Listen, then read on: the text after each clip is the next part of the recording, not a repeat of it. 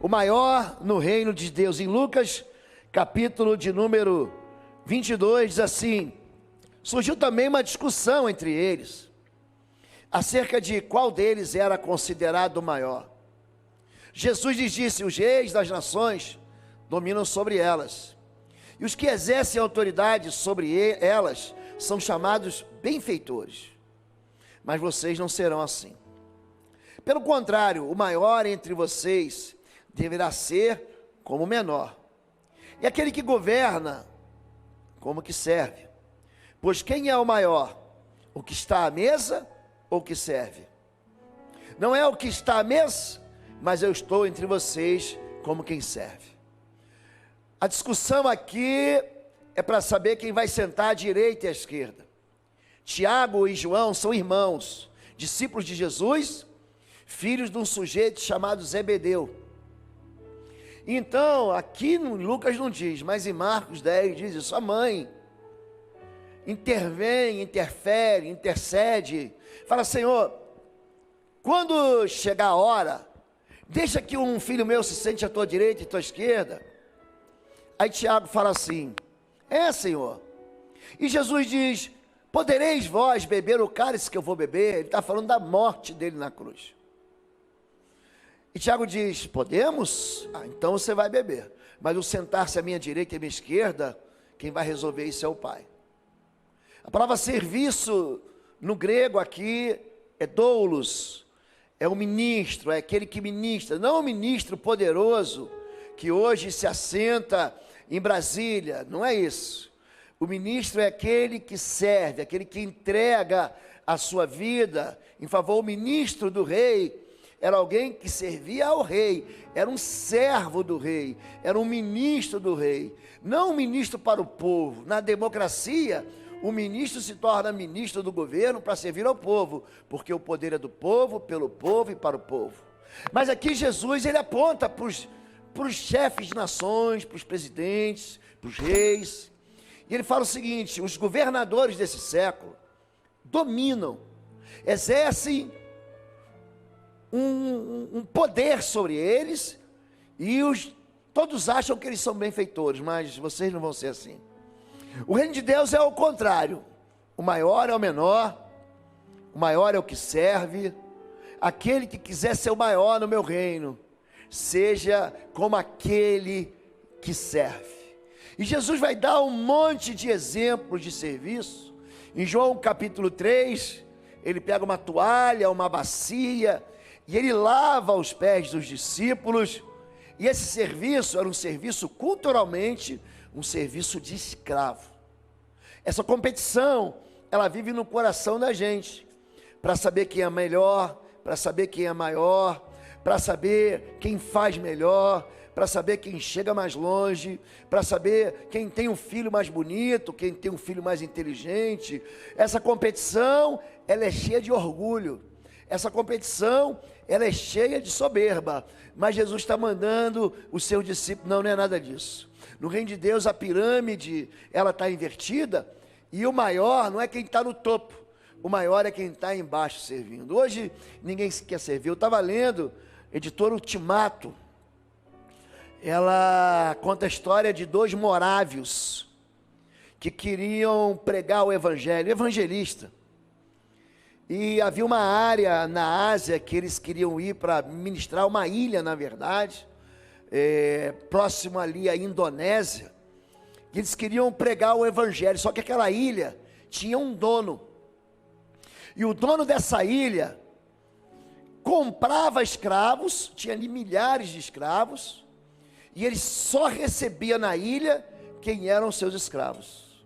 Então esses dois jovens moravianos se vendem como escravos para esse senhor, para esse dono dessa ilha de escravos.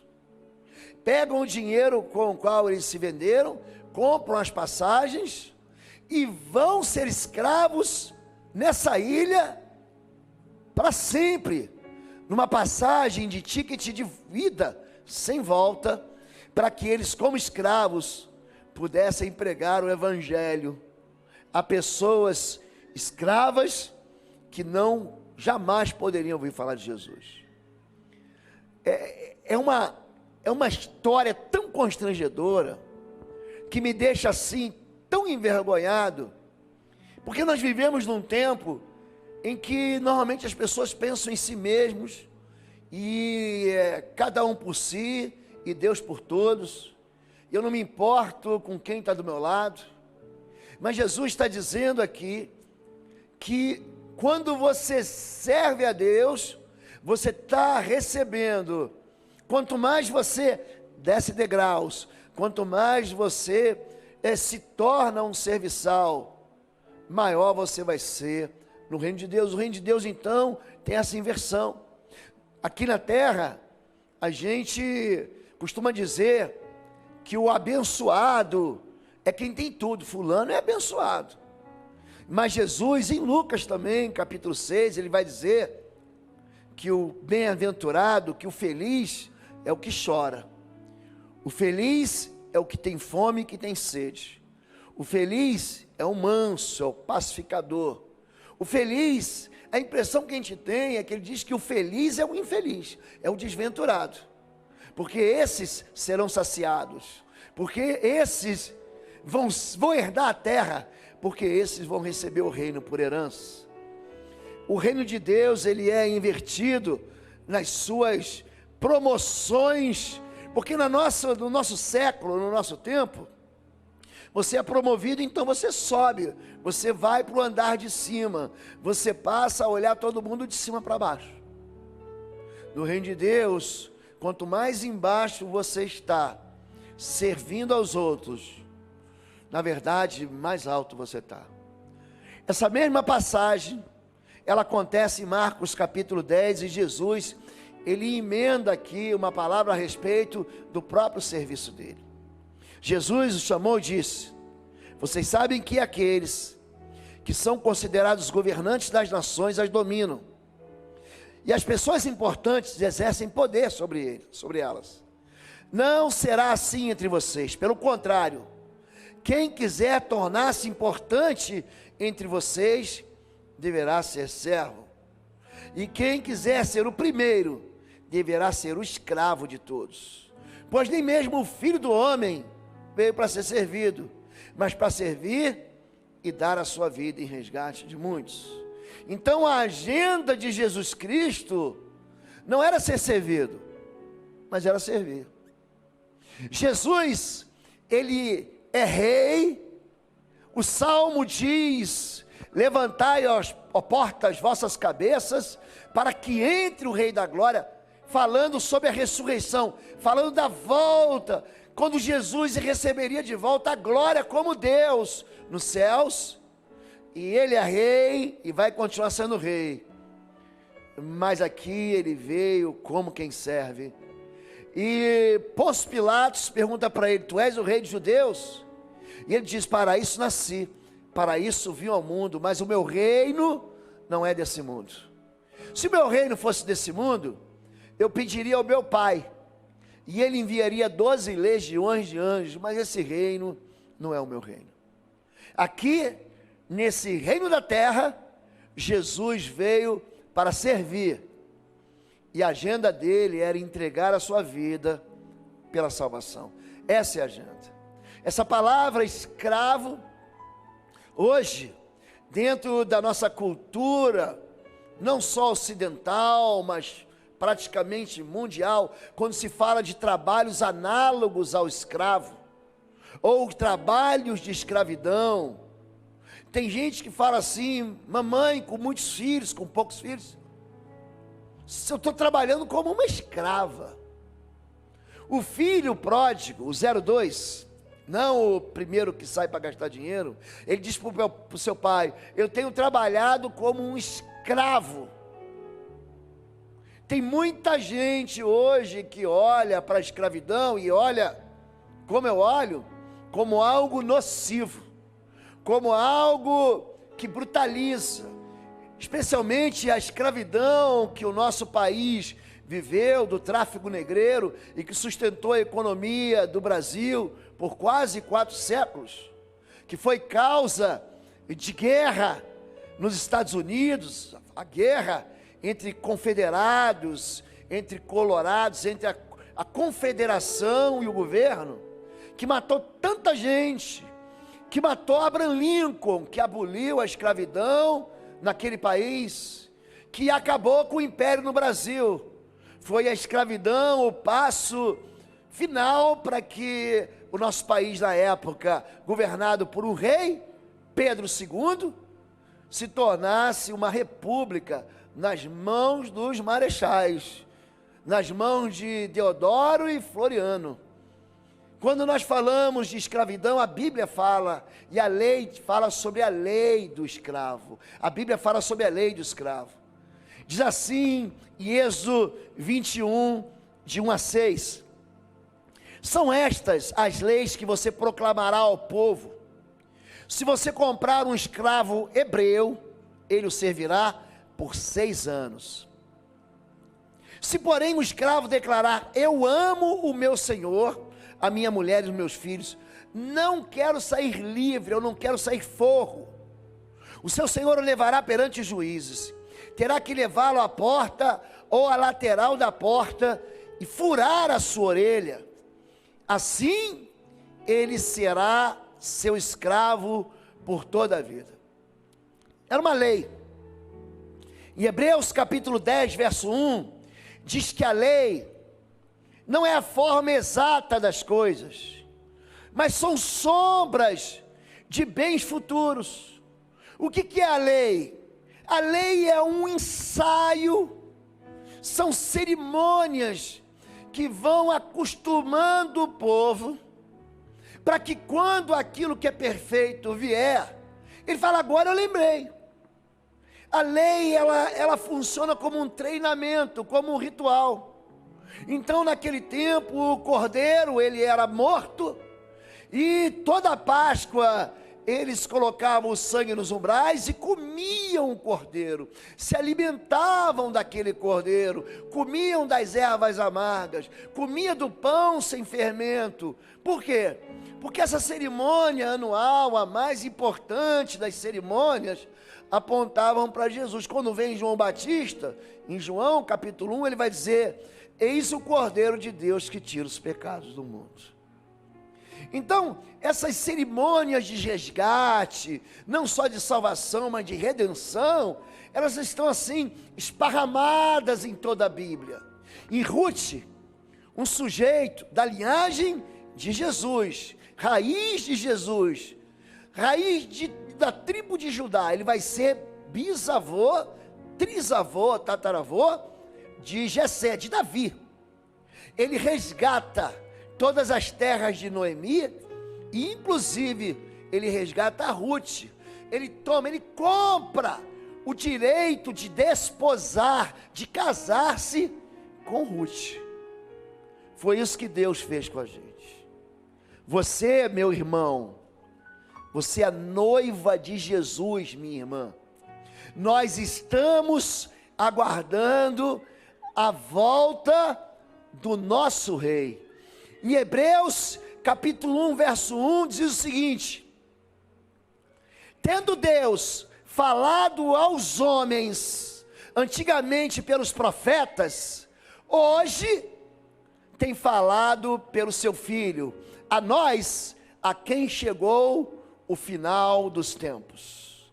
Não é que nós estamos ou chegamos hoje, nesses ano de 2022, no final dos tempos. O final dos tempos, ele começa quando Jesus, ele vem para servir e começa a comunicar o evangelho do reino dos céus. O que Jesus diz aqui, o que a lei diz, é que uma pessoa que ela se vendia como escravo, existiam 2 ou 3 formas de se tornar escravo. Número 1, o escravo de guerra. Número 2, a pobreza extrema, a pessoa se vendia para comer. Número 3, a dívida. Em 2º livro dos Reis, capítulo 4, você vai ver a história de uma mulher, que ela fica pobre, o seu marido morre, era esposa de um dos profetas, e ela tem que vender os seus filhos, a sua propriedade, e ela vai se tornar escrava por causa de dívida. E foi isso Foi por isso que o profeta falou: vem cá, junta vasilhas, junta botijas, não poucas, e multiplica aquele azeite da viúva, para que ela vendesse o azeite, pagasse a sua dívida, e depois vivesse com o resto. Parece, você não consegue ver o que está por trás disso. Nós amamos o nosso Senhor, porque Ele pagou as nossas dívidas. Aquele óleo multiplicado aponta para quem? Para o Espírito de Deus. O jardim do Getsemane, onde Jesus ora, e ali ele é esmagado, ele sua gotas de sangue. Getsemane significa isso, o aperto da oliva, o esmagar da oliva. Quando você esmaga a azeitona, aquele caldo chamado de azeite, ele é derramado. Ali Jesus foi esmagado, ali ele vence a cruz. Ele fala: a minha vida ninguém mais tira, eu vou lá dou. Quando Jesus é esmagado, aquele Espírito enriquece a nossa vida com a eternidade. Jesus, ele paga o preço do nosso resgate. Não fique pensando que nós vamos para o céu porque a gente é bonzinho, não é nada disso. O Evangelho transforma a gente de pecador para filho, sem dúvida nenhuma, mas a salvação vem pela graça. Efésios capítulo 2, verso 8, 9 e 10, diz: vós sois salvos pela graça, mediante a fé, não é dom de vós, vem de Deus, é um presente de Deus, não vem pelas suas obras, para que ninguém se glorie, mas Deus fez as boas obras para que andássemos nelas.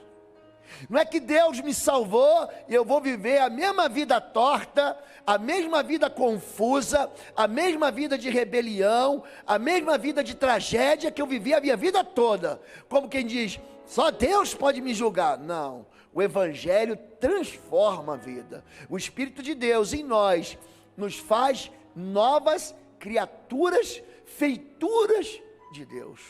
O que o texto diz é que o escravo, ele era comprado, ele se vendia por causa de uma dívida, por causa de uma pobreza, ele era capturado na guerra, mas ele só podia trabalhar 6 anos. No 7º ano ele era liberado, ele era libertado. Mas essa lei que aponta para uma verdade eterna, que pode parecer cruel, o que Deus tem que se meter com lei de escravidão? O que Deus está fazendo na maioria dos casos aqui, é regulamentando o abuso. Você não vai avançar. Se alguém se vender como escravo, você vai tratar ele bem. Mas se você não tratar ele bem, de qualquer maneira, no 6º ano, ele vai fazer uma festa, ele vai embora, ele não vai ser despedido de mãos vazias, você vai dar para ele gado, você vai dar para ele o recurso da terra, e ele vai sair livre com a sua dívida paga. Porém, pode voltar de novo, por favor. Se porém, depois das reticências, o escravo declarar: eu amo o meu Senhor, não quero sair livre. Deixa eu fazer uma pergunta para você. Porque eu fico me pensando assim, quem que fala assim: pastor, quando chegar o dia da minha aposentadoria, quando eu vou soltar fogo, tem gente que fala assim, quando acabar esse contrato aqui, eu vou soltar fogo. Já fez um contrato que você soltou fogos? Já assumiu uma dívida? Você já fez lá um contrato que eu já fiz isso? Comprei uma moto, eu era muito jovem, comprei uma moto, parcelei ela, e enquanto eu não terminei o parcelamento, tinha um amigo meu que comprou a moto e roubaram a moto no primeiro mês, ele ainda pagou mais 24, 36. Ele ficou preso a uma assinatura de um contrato. O contrato do escravo era por 6 anos. Jacó viveu escravo por 14 anos, por causa da mulher que ele amava uma mulher. Ele falou assim, quando termina os 7 anos, ele fala o seguinte: pareceram 7 dias, de tanto que eu amava essa mulher, Raquel. Ele é enganado, tinha uma letra miúda no contrato, ele é obrigado a casar com a outra irmã e trabalhar mais 7 anos. O contrato te prende. E você fica louco para ir embora depois. No 7º ano eu vou embora. Só que, o que faz esse escravo querer ser escravo? O que faz o escravo querer permanecer escravo? O amor do seu Senhor. Ele vai para a casa de um senhor, e ele é tão amado, ele é inspirado pelo amor, ele fala: não, eu não quero mais ir embora daqui não, eu não quero mais sair daqui não, eu quero ser escravo para sempre, eu não quero sair livre nunca mais. Então o seu senhor o levava à porta, seria como se fosse a prefeitura, para que você entenda aqui, o lugar onde você vai no tabelionato de notas, pronto, e você lá diz: eu vou ser escravo dele para sempre. Aí eles pegavam uma sovela, é uma espécie de, vou chamar uma chave de fenda bem grossa, com uma ponta pontiaguda, e rasgava e furava. Hoje, por exemplo, você vê alguns rapazes, algumas moças, usando o alargador. Vocês não veem isso? Não existe alargador? O alargador é a marca de um escravo. Então a pessoa furava assim, e ficava aquele buraco, e todo mundo que via ele na rua falava assim: ele é escravo. Mas ele não é qualquer escravo, ele é um escravo voluntário que ama o seu Senhor. A gente vê gente na Bíblia, como em Mateus capítulo 8, verso 8, de 8 a 13, um centurião busca Jesus e diz: Senhor, o meu servo está doente. Aí Jesus diz: eu vou na tua casa. Ele: não precisa, eu não sou digno de te receber debaixo do meu telhado, diga uma palavra e meu servo será curado. Existem pessoas que dá prazer de trabalhar, de servir, e aqui o que a lei está dizendo é que existe uma marca, e essa marca do Antigo Testamento, que parece até uma violência. Hein, pastor? Eu tenho uma filhinha, para furar a orelha dela, para botar um brinquinho, ela chora. Imagina se eu vou pegar uma sovela, imagina se eu vou pegar ali aquela chave de fenda de calibre grosso, e vou furar para largar aqui a orelha dela. De jeito nenhum. Mas aquela era uma prova de um pacto, aquela era uma prova de uma aliança. Eu amo o meu Senhor, e eu vou servir Ele para sempre. Em Deuteronômio, capítulo 15, a lei é repetida, e diz assim: se seu concidadão hebreu, judeu, homem ou mulher, vender-se a você, e servi-lo 6 anos, no 7º ano, dele a liberdade.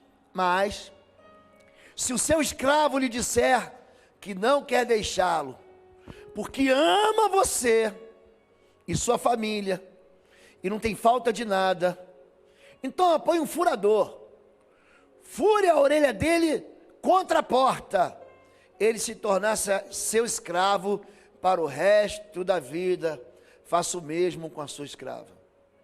É uma aliança sem volta, é um amor sem volta, não é algo inconsciente, não é um contrato que você não leu e assinou.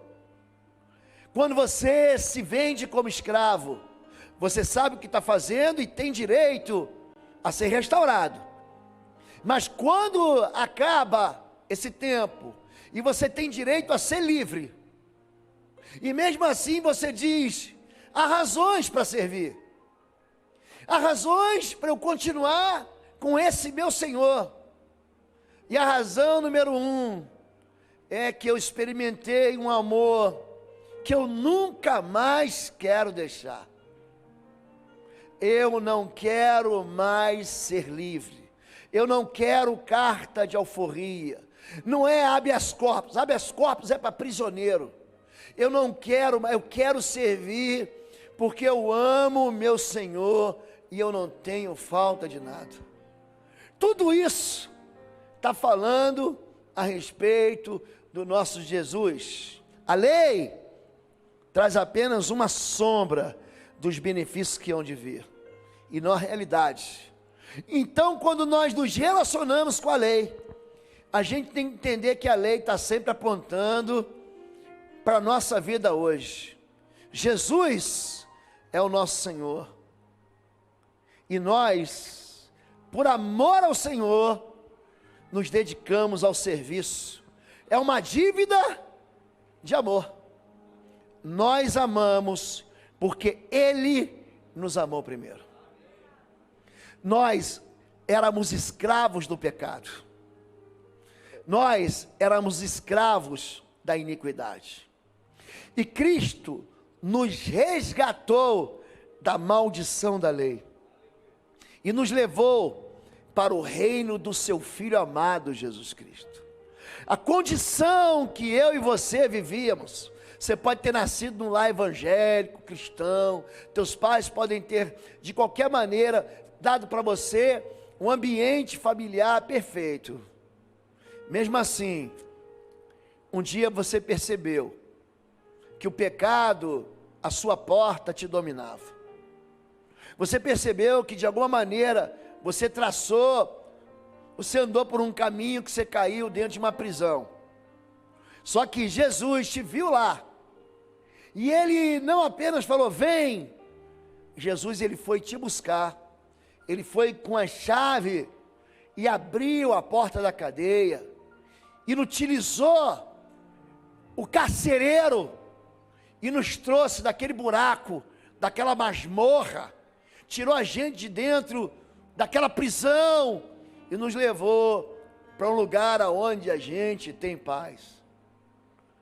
Quando Jesus se compara, quando Ele fala com Deus, Ele diz, eu e o Pai somos um. Quem vê a mim, vê ao meu Pai. Ninguém conhece o Pai a não ser o Filho. Isso é Mateus capítulo 11, a partir do verso 28. Ninguém conhece o Filho a não ser o Pai, e nem conhece o Pai a não ser o Filho, e aquele a quem Ele quiser revelar. Portanto, vinde a mim, vós todos que estáis cansados e sobrecarregados, eu vos aliviarei. Tomai sobre vós o meu jugo, que é suave, o meu fardo, que é leve.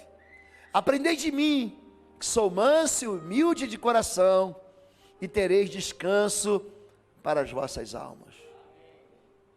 Talvez você não entenda o contexto do que Jesus está falando. Ele está apontando para a gente escrava.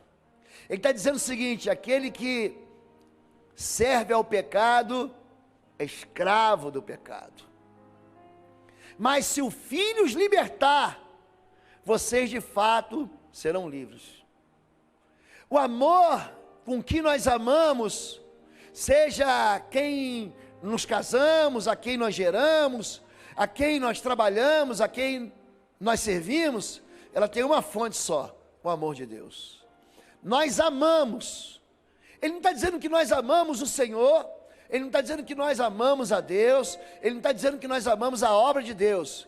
O amor em nós, ele vem por uma razão, porque Jesus nos amou primeiro. Essa é a razão pela qual nós amamos. Então esse amor é suprido, esse amor, ele é assoprado sobre nós como uma chama, porque Deus nos amou primeiro. A razão de servirmos a Deus é uma dívida de amor. É alguém que você lembra de alguém que quando você estava numa situação péssima, chorou com você? Você lembra de alguém que quando você estava no momento em que você não tinha esperança, ele te abraçou? Por que a gente não tem resposta para o sofrimento dos outros? Não existe. Jó, ele sofre e não há resposta para o sofrimento dele. Ele não sabe o que aconteceu, ele não sabe da trama, nos bastidores, por trás das cortinas do reino celestial. Oi gente, um rápido intervalo. Você que ainda não é membro, seja membro do canal para nos abençoar. Dá um like, compartilha. E se você quer crescer em libertação e batalha espiritual, vai lá na nossa loja www.institutoexodo.com. Os nossos livros estão lá que vão fazer você crescer nessa área e se tornar um valente na batalha. Deus te abençoe. E os amigos dele, os 3 amigos, muito amigos aliás, junto com ele faz um 4º amigo que não é amigo, eles começam a apontar para Jó, dizendo: olha, a razão do seu sofrimento é A, é B, é C, trazendo culpa, jogando sal em cima da ferida aberta de Jó. Amigo é aquele que você se lembra, não porque ele te trouxe uma resposta, mas porque ele chorou com você. E ali não tem nenhum amigo de Jó. Às vezes a gente não tem ninguém, mas a gente tem um abraço, a gente tem um choro junto, a gente tem um lamento junto. Eu conheci um pastor da igreja do Nazareno, em Campinas, no tempo que meu filho fazia tratamento de câncer, e a filhinha dele tinha um câncer nos ossos, na perna, e é um homem cheio de fé, cheio de esperança, e ele orava comigo para que a sua filha não perdesse a perna, porque o diagnóstico do câncer, depois que se faz a químio, depois que se faz a radioterapia, ainda assim o médico fala assim: tem que tirar a perna. E ele fez lá com Deus, ele fez um acordo com Deus, pedindo para Deus não tirasse a perna da sua filha. E nesse dia nós oramos juntos à noite. De manhã cedo eu desci, meu filho também estava internado na época, eu desci e tomamos ali um café da manhã juntos, despedimos, oramos bem cedo. A menina, nós fomos até a porta do centro cirúrgico, eu me lembro até hoje, ficava de frente para uma sala de recepção de parentes, de pais, e ele falou assim: doutor, antes de fazer a cirurgia da minha filha, faz mais uma vez o exame, porque Deus vai manter a perna dela. O doutor colocou a sua máscara, entrou, e a cirurgia foi acabar perto da hora do almoço. E quando a menina ia sair, a enfermeira chamou, ele ligou para o quarto, eu desci, fui com ele, eu falei: e aí, tem resposta? Ele: ainda não.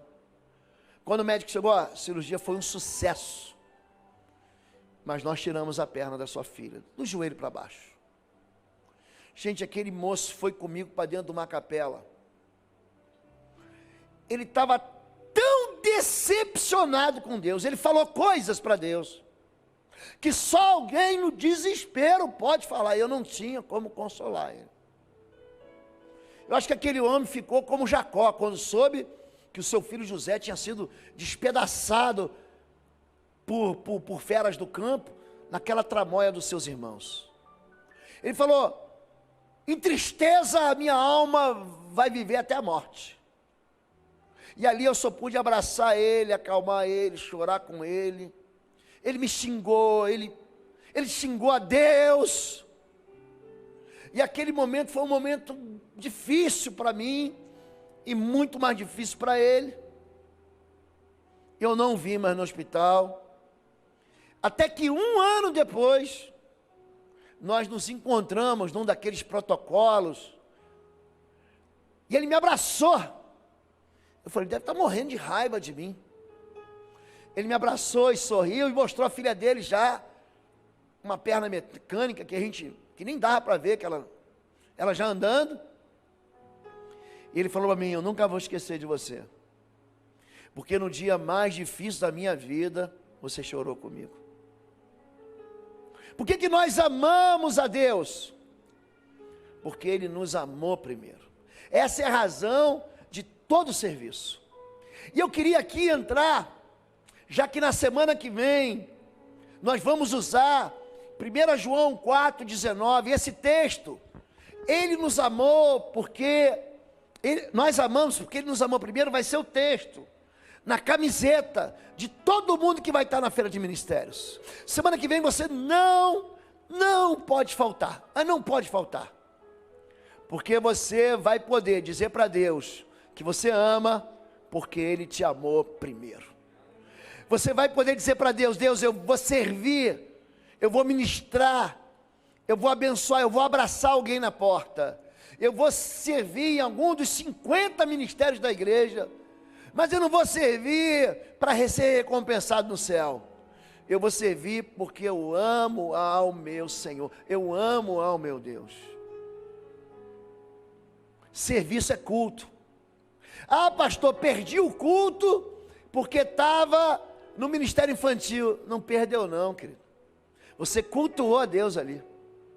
Aí eu perdi o culto, pastor, porque eu tive que ficar na cozinha, porque eu fui escalado para fritar um pastel, porque eu fiquei no trânsito, porque eu fiquei ali no multimídia e toda hora entra alguém e abaixa o som e eu não consigo. Eu perdi o culto. Não perdeu não, gente. Servir é cultuar.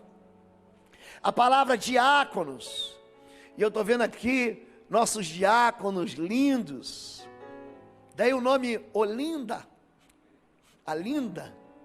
Eu vi também, encontrei aqui o nosso diácono, seu Josué, que está por aqui. Onaides está aqui. E aqui a gente tem a Estelinha, o Alfeu, o Daci, a Helena. A palavra diácono significa servo. É o servo. Enquanto os apóstolos pregavam, os diáconos serviam a mesa, serviam aqueles 3.000 que haviam se convertido. Essa palavra doulos significa isso, servo, e foi assim que Jesus se fez. A vida de Jesus foi um culto. Filipenses capítulo 2, a partir do verso 5, vai dizer o seguinte: tende em vós o mesmo sentimento que houve também em Cristo Jesus, pois ele, subsistindo em forma de Deus, não julgou como usurpação ser igual a Deus, antes a si mesmo se esvaziou, assumindo a forma de servo, tornando-se em semelhança de homens, e reconhecido em figura humana, a si mesmo se humilhou, tornando-se obediente até a morte, e a morte de cruz. A vida de Jesus foi uma vida de serviço. Não é que em João 10:45 ele fala como discurso: eu não vim para ser servido, mas para servir e dar a minha vida em resgate de muitos. Aqui ele cumpre o que ele fala, ele pratica o que ele fala, ele se esvazia, ele sai da sua glória. Em João capítulo 17 ele está orando, ele fala: Pai, glorifica o teu filho com a mesma glória que eu tinha antes da fundação do mundo. Não fica pensando que Jesus era um pequenininho. Não, Jesus é o Criador, mas ele se fez pequenininho, ele se humilhou, e o texto vai dizer 2 vezes: ele se humilhou, e ele se fez servo. É por isso que Deus o exaltou, é por isso que Deus o exalta, e dá para ele um nome acima de todo nome, porque no reino de Deus, quem se humilha é exaltado. No reino de Deus, o menor, ele é o maior. No reino de Deus, o pequeno é que é o grande. No reino de Deus, às vezes a pessoa nem aparece, mas ele tem a recompensa do Senhor como maior. Então, a oferta, ela precisa funcionar como um serviço. Nós tivemos um momento de dedicação aqui, e todos vêm à frente. Alguns não vêm à frente, fazem transferência de Pix, mas tudo isso é sacrifício. E Deus diz no Salmo 40, verso 6, sacrifício e oferta não quiseste, as minhas orelhas furastes, holocausto e expiação pelo pecado não reclamaste. Gente, o que Deus está chamando você hoje? Para você ter as tuas orelhas furadas. Deus não vai obrigar ninguém a ser servo, porque foi para a liberdade que Cristo nos libertou. Ele não vai chegar: eu sou o Senhor da seara, então o trabalhador tem que vir e vai te pegar pela orelha e vai te fazer trabalhar. Ele não vai fazer isso. Nós trabalhamos não é porque há uma exigência, há uma lei.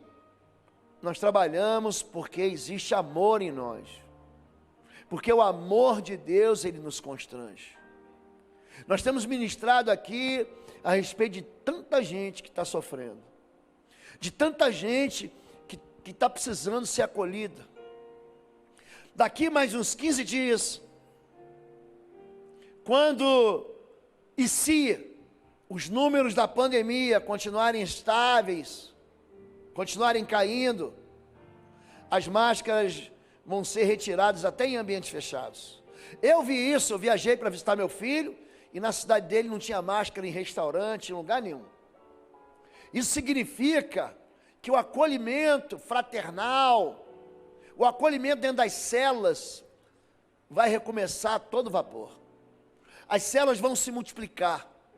Células são lugar de cuidado, aonde o líder em treinamento são treinados para pastorear a gente.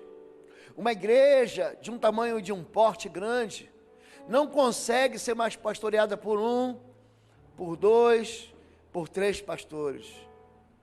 E é por isso que Jesus, ele levanta em Lucas 10, 72, vamos de 2 em 2.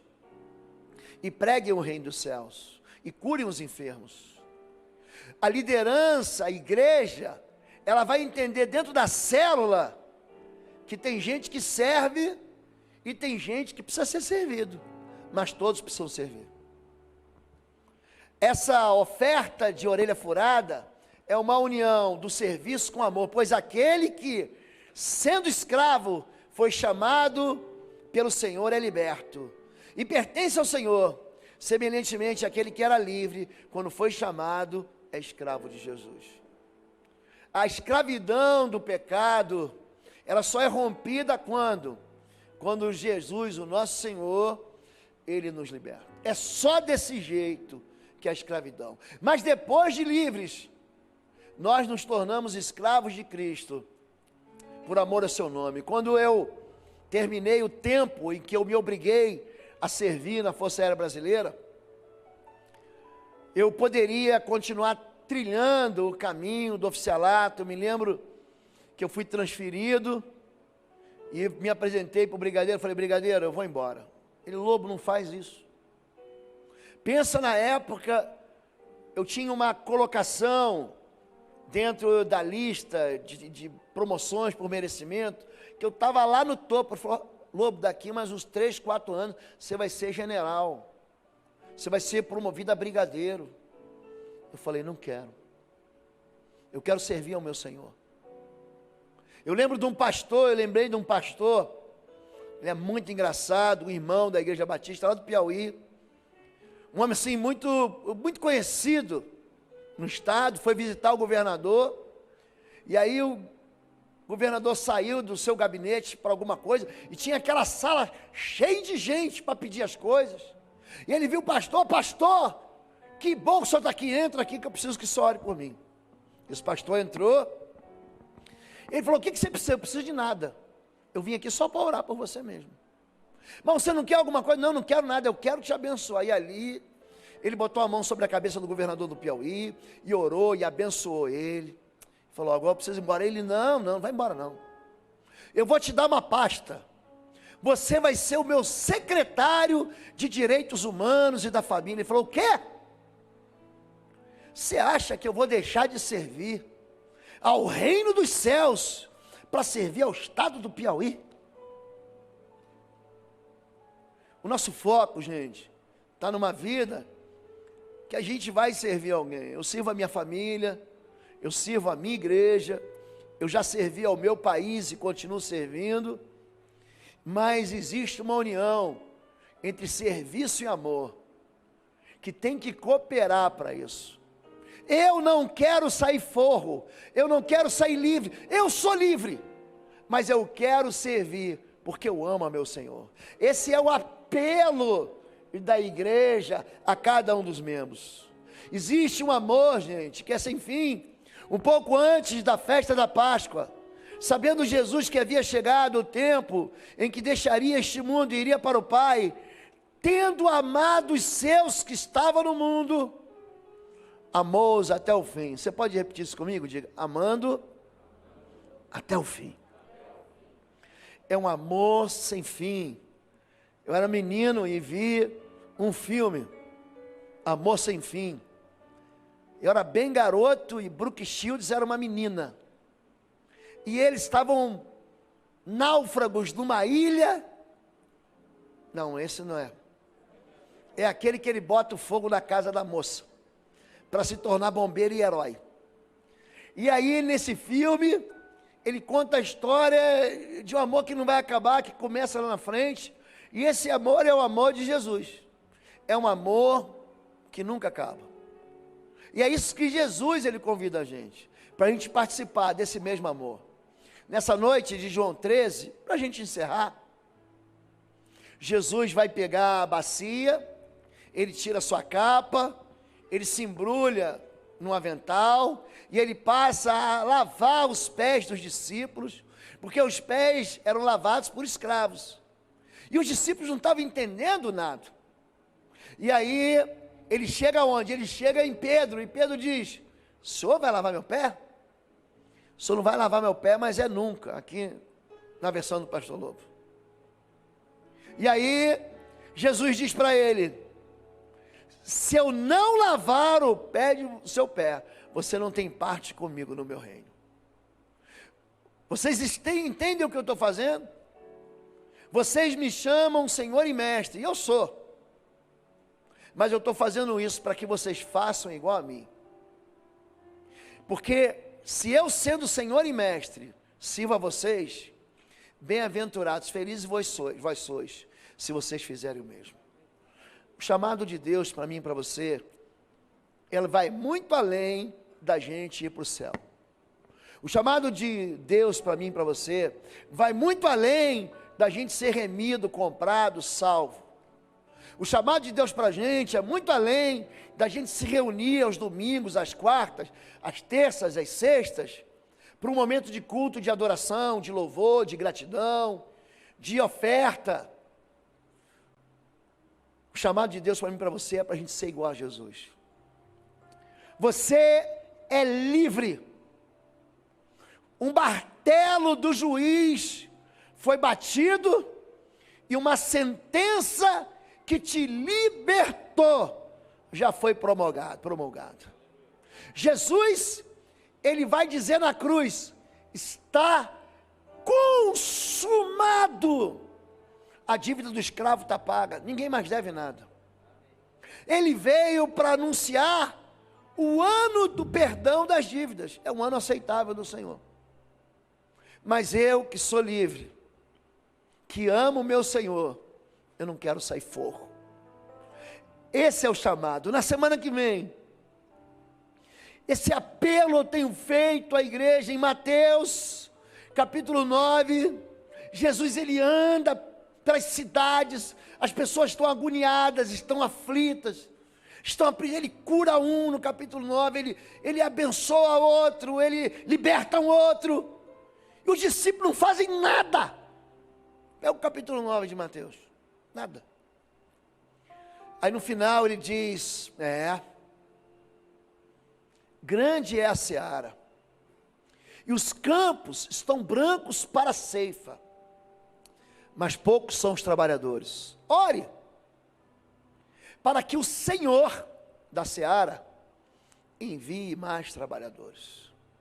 A minha oração é para que Deus levante no teu coração uma chama do serviço, para que você faça parte dessa grande obra, para que você sirva naquilo que Deus te chamou para servir, para que você sirva no dom que Deus te deu, ou que você descubra o dom que há na sua vida, para que você possa servir ao rebanho. Sabe por quê?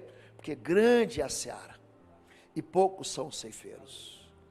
Pastor, mas eu tenho tão pouco para dar. Não tem não, querido. O Espírito que há em ti é o mesmo Espírito que está em Cristo. O Espírito de Cristo, que ressuscitou dos mortos, é o mesmo Espírito que está aí. Só que você não descobriu ainda. Eu vou fazer uma pergunta para você. A mesma pergunta que eu fiz há 2 domingos atrás.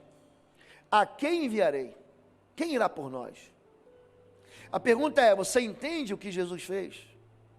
A pergunta é: você é livre, mas você, por amor a Cristo, quer servir ao Senhor? Vamos ficar em pé em nome de Jesus.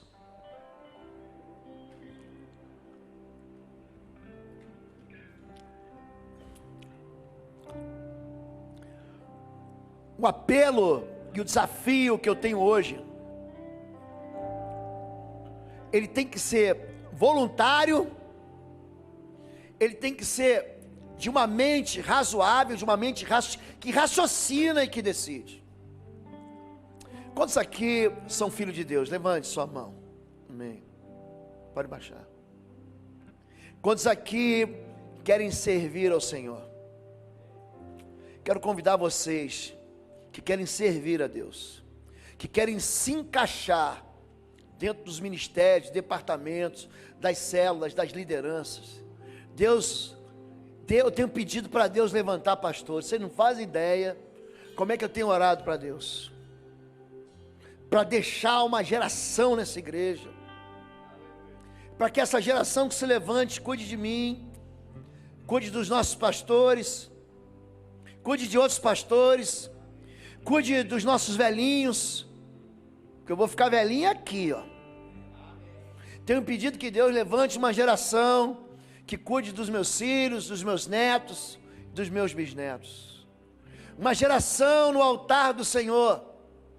Nem todos serão pastores, mas todos poderão pastorear. Nem todos serão profetas, mas todos poderão anunciar a palavra de Deus. Nem todos serão missionários, mas todos poderão apoiar as missões. Nem todos fazem aquilo que você gostaria de fazer, mas todos podem fazer aquilo que eles são chamados para fazer. A vocação que nós temos hoje é para dizer para Deus: eu não quero sair forro. Feche teus olhos. Se você hoje quer dizer para Deus: Deus, eu quero te servir, eu quero te servir voluntariamente. Essa não é uma decisão emocional, não é uma decisão carregada de fantasias. Eu já sei que o Senhor é bom, eu já sei que foi o Senhor que me libertou, eu já sei que o Senhor já pagou as minhas dívidas, eu já sei que eu já sei da minha salvação, mas hoje eu quero que o Senhor me encha do teu Espírito através dessa decisão que eu tenho de servir ao Senhor, a sua igreja. E eu quero dizer que o meu amor, ele é motivado pelo teu amor, que o Senhor me amou primeiro e por isso eu vou amar. Nós vamos louvar a Deus aqui para encerrar. E eu quero chamar os pastores aqui, pastor Marcos. Eu queria pedir que o Darcy viesse, o Fabiano também. Eu queria que os pastores viessem, Getúlio, pastor João, venha o Christian. Eu quero fazer um pedido para que todo o time da intercessão suba aqui agora. Todo o time, por favor, saia do seu lugar em intercessão. Todos os irmãos e irmãs, venham aqui, que nós vamos levantar as mãos por vocês e vamos orar por vocês. E você que quer se posicionar e quer dizer para Deus: Deus, eu não quero sair forro, eu não quero sair livre. Sai do seu lugar durante o louvor, nós vamos, em nome de Jesus, orar por vocês.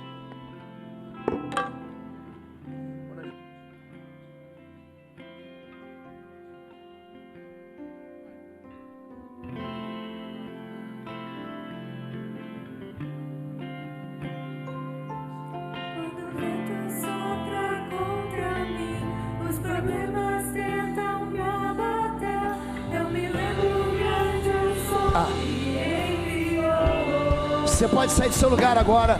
Todos vocês que levantaram as mãos, todos vocês que querem servir, todos vocês que querem dizer para Deus: Deus, eu não quero mais sair fogo.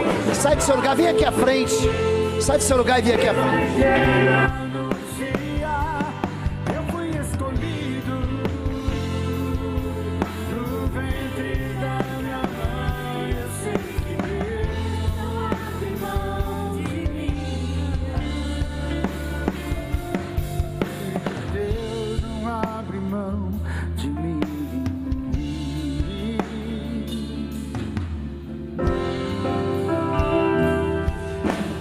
Sai do seu lugar, se mova em fé, entrega o teu coração e toda a generosidade que você tem nas mãos do Senhor. Hoje Deus quer furar as tuas orelhas. Hoje Deus quer botar uma marca do servo na sua vida. Hoje Deus quer estabelecer você num local de serviço onde o reino dele vai ser engrandecido.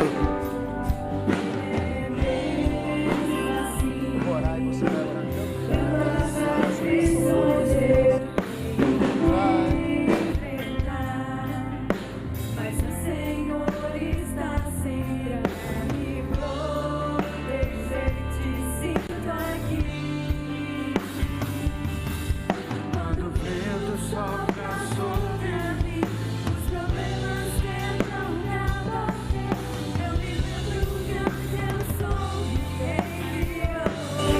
Você pode cantar?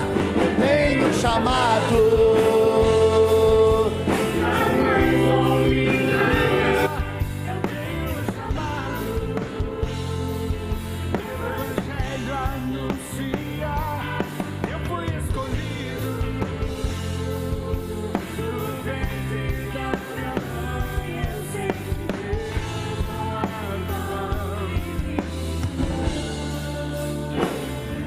Pai querido, essas vidas aqui à frente, nós levantamos as nossas mãos, pastores, liderança e toda a intercessão, abençoando a vocação, o chamado e o serviço. Pai, essa manhã nós chegamos até a tua porta como servos que não querem sair mais livres, num amor que é dedicado ao Senhor até o fim, num amor que vai trazer uma marca de eternidade. Nós entregamos ao Senhor nossas orelhas furadas, como símbolo, como marca do nosso serviço a Ti, como símbolo de que nós jamais vamos deixar de Te servir, como símbolo de que voluntariamente nós amamos ao Senhor, como símbolo de que nós voluntariamente decidimos servir ao Senhor até o final dos nossos dias. Pai, nós somos Teus filhos, mas também somos servos do Teu Evangelho. Somos filhos, mas também preparamos a mesa, lavamos os pés uns dos outros e servimos para a glória do Teu reino, em nome de Jesus. Pastor Marcos, ora comigo e concorda aqui na terra em nome de Jesus. Pai, nós estamos diante do Senhor, Pai. Os Teus filhos estão dizendo aqui nessa manhã que vão servir o Senhor com amor, com paixão, com integridade, Senhor. O Senhor está impulsionando corações aqui nessa manhã. O Senhor está levantando homens e mulheres, ó Pai, com orelhas marcadas, com corações cheios do Teu Espírito Santo, com corações amorosos, Deus, para levar, como foi cantado aqui, o Evangelho, anunciar. Nós não podemos nos calar, e o Senhor está levantando uma geração de homens e mulheres que não vão se calar, que vão servir ao Senhor, em nome de Jesus. Que o Senhor confirme a decisão, Pai, em nome de Jesus, em cada coração agora, de servir o Senhor, em nome de Jesus, em nome de Jesus, amém. Você pode dizer amém? Se você ainda não é parte de Bom Retiro como membro, você está sem igreja, ao final do culto você vai buscar ali o pastor Marcos, também, pastor Paulo Vecha. Desculpa, Paulinho, eu olho para lá, eu vi o Marcos, o outro Marcos lá, e falei teu nome, pastor Paulo Vecha. Também está o povo da diaconia ali, o Mafra. Se você não foi batizado, é hora de você confirmar a tua fé através do batismo. Semana que vem teremos um grande mover aqui. Vai ser uma grande festa como vocês nunca viram. O lugar onde você vai ser encaixado para ajudar, para socorrer, para pastorear e para abençoar essa igreja. Amém? Deus abençoe a todos. Vocês vão sair daqui com a bênção do Senhor e com o amor do Senhor, amém? E com essa decisão que Deus ouviu, que Deus recebeu, que o mundo espiritual sabe que você tem de servir ao Senhor, amém?